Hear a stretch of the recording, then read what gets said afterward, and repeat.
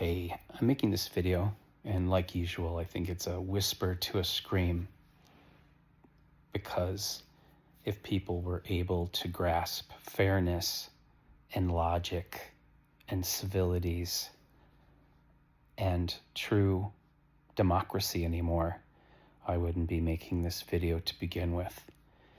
I made a video initially, and then I was, unlike most people, thought maybe it's too soon to comment on this Charlie Kirk thing, just out of, to set the example of what is proper, being that our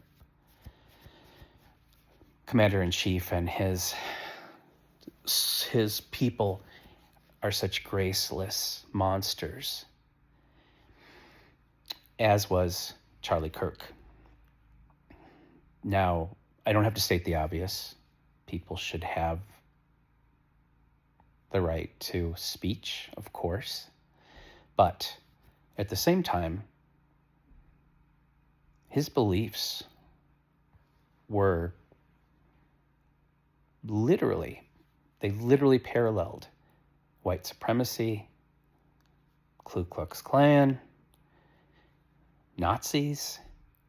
And so now, because everything that he sold these kids at these rallies, that empathy was weakness, but now everyone should have empathy for him. But empathy was weakness. Remember, this is something that the Republicans were also behind when this became a public knowledge. And also the idea that statistically, people that die from gun violence are worth the deficit because they're just collateral damage. Well, I guess he lived and died by his word. And it's as simple as that. The reason I'm making this video today, though, because I could go on and on spewing the same facts that everyone else is, but if you're brainwashed into the radical right, or brainwashed in any way, I ask you this. Did you feel the same amount of empathy or concern when just a month or so ago, those Democratic politicians in their own home were murdered in cold blood?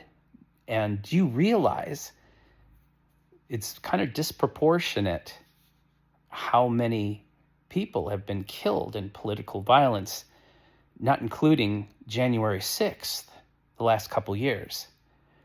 So now they're going to use this one death, disproportionate to the other deaths, basically as a platform for more violence and potentially to start a civil war. I just saw Charlie Kirk's widow, and I wanted to give her the benefit of the doubt, because this grief coming from the government and coming from the right wing all over our country just seems ingenuine. And it's ingenuine because they don't really want a solution. They're just weaponizing this event. His wife was really disappointing. She's as graceless as he was. And once again, she had a chance.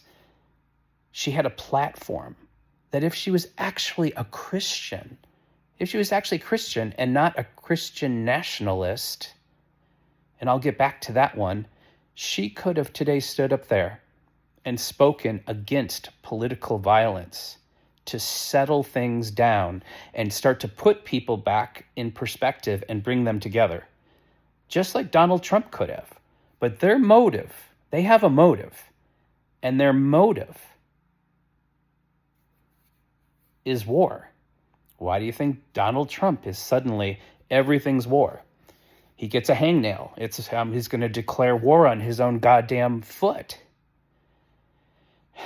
And it's so obvious, and it just shocks me the people who call themselves Christians are so excited by and ready to back violence. I don't think people really have any idea what war is in America, unless you've been to war, or what violence is, unless you've lived in violence. I have lived in violence. I lived in a neighborhood that was pretty impoverished. And let me tell you, kids, it's not entertaining. And there's nothing glamorous, powerful, or interesting about living in violence.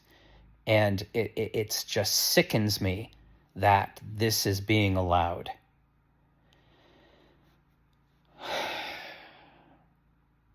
I think it's bullshit.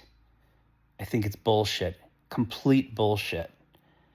All the people that have been killed with guns in America this year alone, children, even children, and they didn't get 1/100th of the attention that this man, and I use that word loosely, is getting.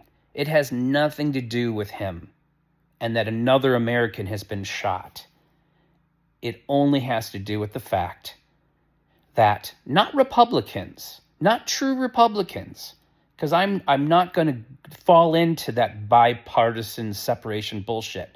Christian nationalists, the poison of this country, who want and have this idea of inclusion, and anyone who doesn't fall into their sick, narrow perspective and beliefs has no history, has no rights, has no safety, has no vote. That is not America. It's not America. Be a Republican, but don't be a white nationalist. Don't fall into this trap, because I guarantee you are going to wake up on the wrong side of history. When you see what happened in Nazi Germany, when you see what happened in other fascist historical settings, and you say, how on earth could the people have let that happen? How on earth could the people have been so passive? How on earth could the people have supported such ludicrousy and such evil? Well, we are living it right now in America. We're living it. And so if you support it, basically you're just helping history repeat itself. Except this time, the blood is going to be on our soil. That's it.